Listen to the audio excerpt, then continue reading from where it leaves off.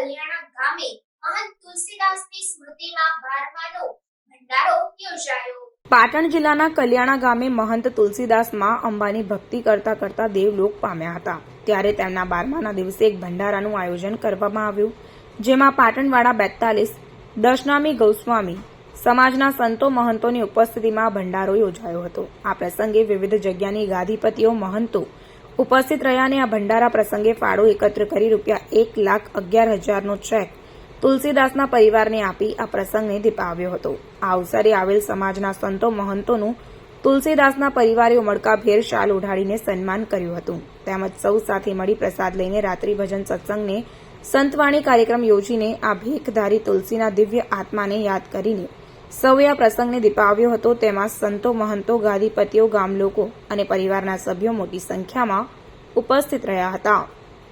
Reporter Janvi Ramanandi.